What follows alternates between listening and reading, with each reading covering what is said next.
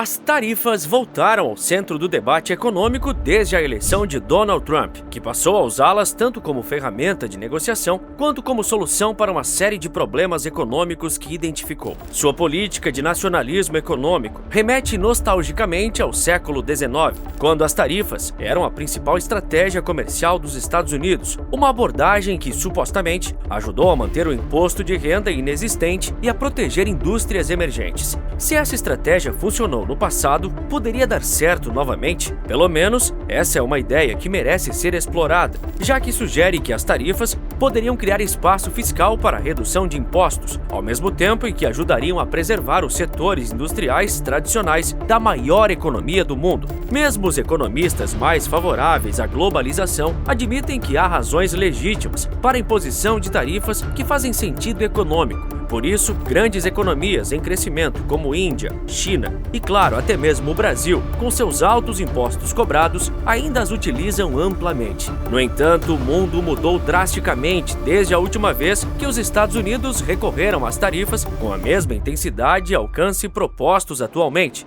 Atualmente, os consumidores americanos estão acostumados a comprar produtos baratos, fabricados por meio de redes globais complexas que dependem de baixas barreiras comerciais. A introdução de novas tarifas criaria obstáculos, possivelmente forçando as empresas importadoras a aumentar os preços para manter sua lucratividade. Na prática, isso significaria que as tarifas funcionariam como uma forma indireta e pouco convencional de taxar os consumidores. É claro que o debate sobre esse tema tem sido altamente politizado, mas no fim das contas, as tarifas são apenas uma ferramenta econômica. Mas afinal, como exatamente as tarifas funcionam? E por último, por que as tarifas podem ser importantes, mesmo que tragam um custo econômico?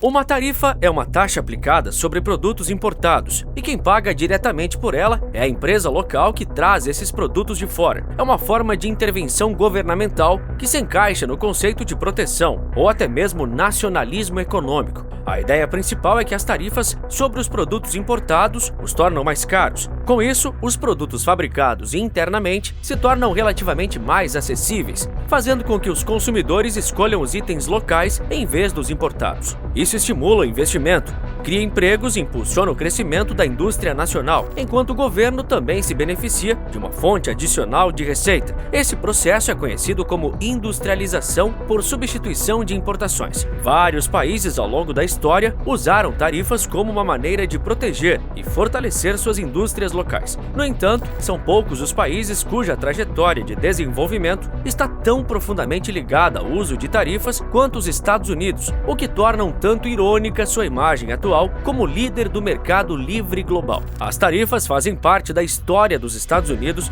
desde o começo, tanto que logo após a ratificação da Constituição, uma das primeiras leis aprovadas em 1789 tratava justamente desse tema. Alexander Hamilton reconhecia as novas ideias econômicas de Adam Smith sobre o poder do mercado livre. No entanto, ele rejeitava a ideia de que esse princípio deveria ser aplicado sem exceções ao desenvolvimento industrial e à construção da riqueza nacional. Hamilton entendia que, mesmo após estabelecer suas instituições e conquistar a independência política, os Estados Unidos não alcançariam uma verdadeira independência econômica da Inglaterra até que tivessem uma base industrial forte, capaz de produzir bens de forma eficiente e competitiva. A Europa já havia iniciado sua revolução industrial e produzia em grande escala bens essenciais, como ferro, têxteis, produtos químicos, instrumentos de precisão e maquinário, tudo a um custo relativamente baixo. Enquanto isso, a indústria dos Estados Unidos ainda estava em estágio inicial, com menos infraestrutura, capital e mão de obra qualificada. Em um mercado totalmente aberto, as empresas americanas não tinham condições de competir com os fabricantes europeus, mesmo considerando as limitações tecnológicas que dificultavam o comércio internacional naquela época. Para enfrentar esse desafio, os Estados Unidos adotaram tarifas para encarecer os produtos importados da Europa. Isso incentivou empreendedores a estabelecer fábricas no próprio país, impulsionando a industrialização nacional. Ao longo do século XIX, as tarifas continuaram a se fortalecer, chegando a uma taxa média superior a 40% sobre os produtos importados.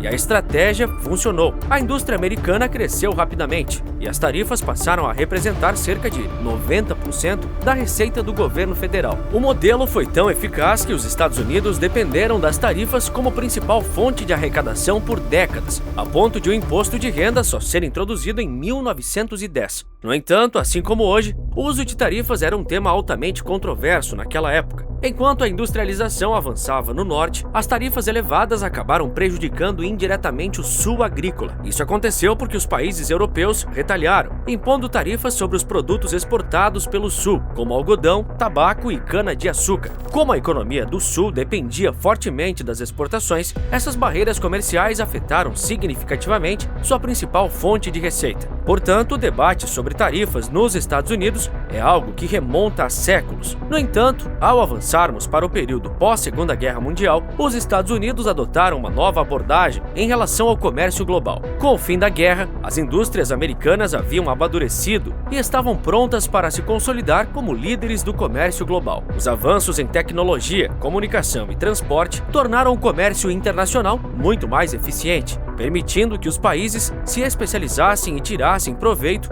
dos princípios de vantagem comparativa e absoluta. Além disso, não podemos ignorar o fato de que, naquele momento, boa parte dos potenciais concorrentes globais havia sido devastada pelo conflito. O livre comércio foi consolidado como a principal ordem econômica global, com a criação da Organização Mundial do Comércio em 1995, que coordenou a tendência de redução de tarifas ao longo das décadas seguintes. Com isso, as cadeias produtivas tornaram-se cada vez mais complexas, a ponto de um único produto final de uma empresa frequentemente conter componentes de mais de 10 fabricantes localizados em diferentes partes do mundo. Durante esse período, o livre comércio permaneceu como a base da política comercial global. No entanto, essa lógica começou a ser questionada quando, em 2018, a maior defensora do comércio livre impôs tarifas históricas contra seu principal parceiro comercial. E por conta disso, temos evidências recentes sobre os impactos das tarifas. Mas o que podemos aprender com as tarifas aplicadas pelos Estados Unidos nesse período?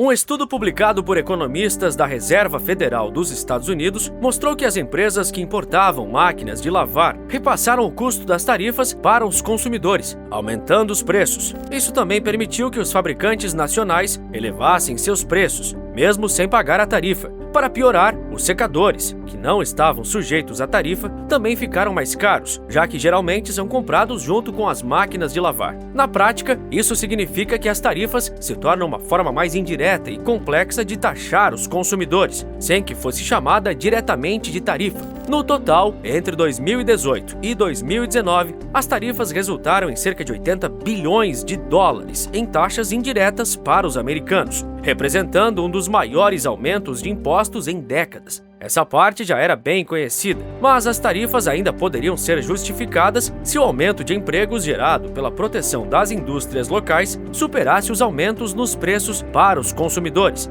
A evidência também indica que as tarifas podem prejudicar a indústria tanto quanto podem protegê-la. Não são apenas os consumidores que compram produtos importados, mas também as empresas. Máquina de lavar é um exemplo de produto final, por isso não é o melhor para ilustrar o imposto sobre negócios, mas podemos pensar em algo como o ferro. Em 2018, o imposto de 25% foi aplicado nas importações de ferro, o que impactou diretamente várias indústrias americanas. Isso significou que itens essenciais como chapas, folhas, barras, rodas e outras matérias-primas usadas por empresas em diversos setores ficaram mais caros, afetando também os agricultores e outros fornecedores de produtos básicos. No entanto, isso teve um custo significativo. Entre 2018 e 2020, foram gastos 61 bilhões de dólares para apoiar os agricultores americanos afetados pelas tarifas chinesas, o que praticamente anulou 66 bilhões de dólares que o governo dos Estados Unidos arrecadou com as tarifas impostas à China. Ou seja, as tarifas podem aumentar a arrecadação, mas devido às retaliações, acabam gerando a necessidade de mais gastos do governo em outras áreas. Como resultado, as tarifas não conseguiram gerar o sucesso fiscal esperado pelos Estados Unidos para atingir a meta de impostos mais baixos. No entanto, ao longo prazo, os fatores de produção tendem a ser mais adaptáveis. Isso torna possível que as tarifas, eventualmente, tragam mais benefícios do que custos, à medida que a produção interna é estimulada, gerando mais investimentos, empregos e crescimento econômico.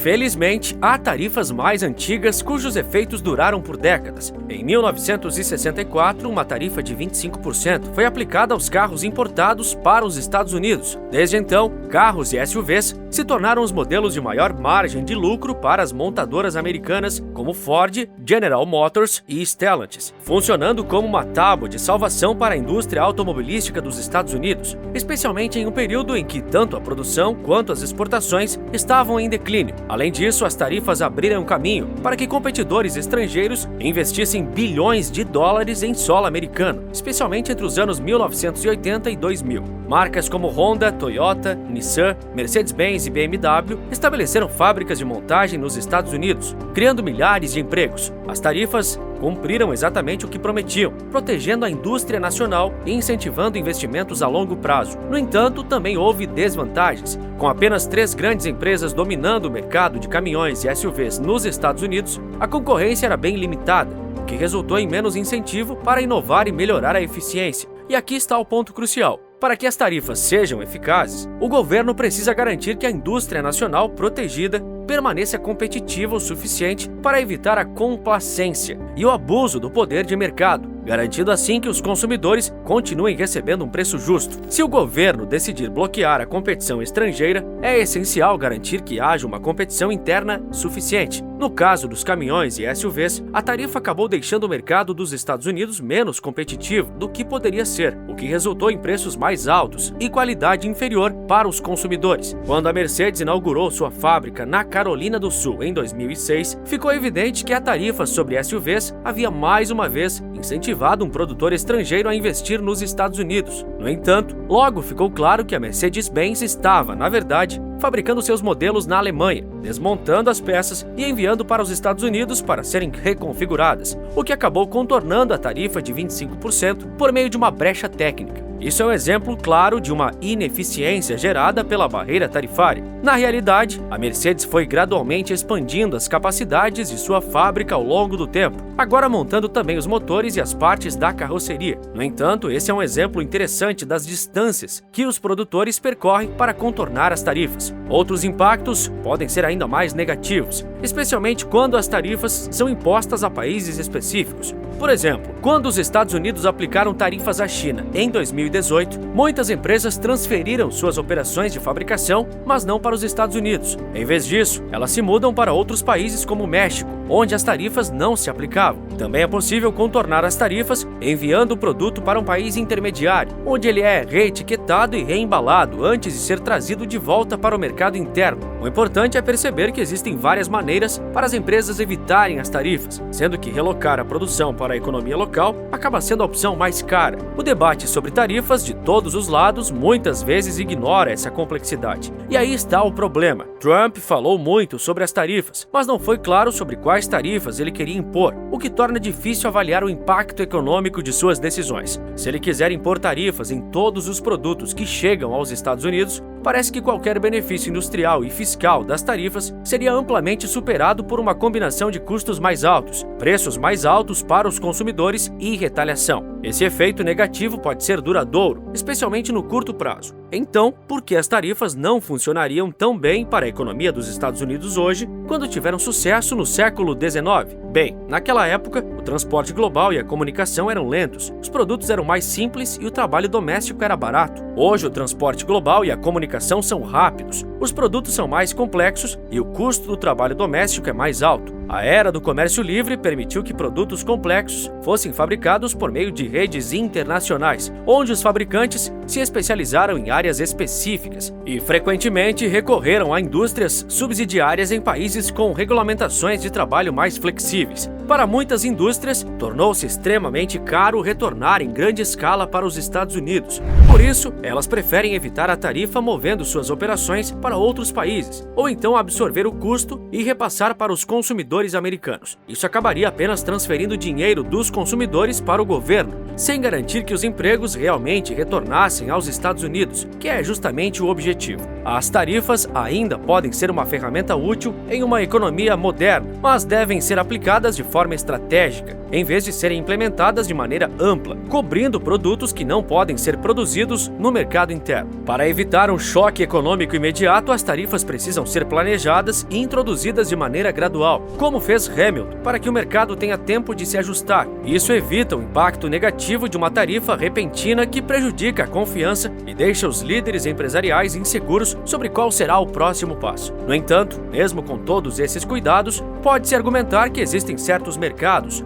onde as tarifas ainda são necessárias, apesar dos custos econômicos. À medida que o mundo globalizado se torna cada vez mais tenso e instável, os países se tornam mais cautelosos em depender de nações politicamente instáveis para suprir suas necessidades. A dependência pode se tornar uma vulnerabilidade que pode ser explorada, especialmente em setores estratégicos como semicondutores, energia, automóveis, minerais raros e alimentos. Agora, se você quer saber como empresas colocam lucro acima de tudo, mesmo que isso signifique envenenar seus próprios clientes, temos o caso da DuPont. Essa companhia intoxicou o mundo inteiro com sua grande inovação, a panela de Teflon. É o que te conto no vídeo que aparece agora na sua tela. Nos vemos por lá. Por esse vídeo é isso. Um forte abraço e bons negócios!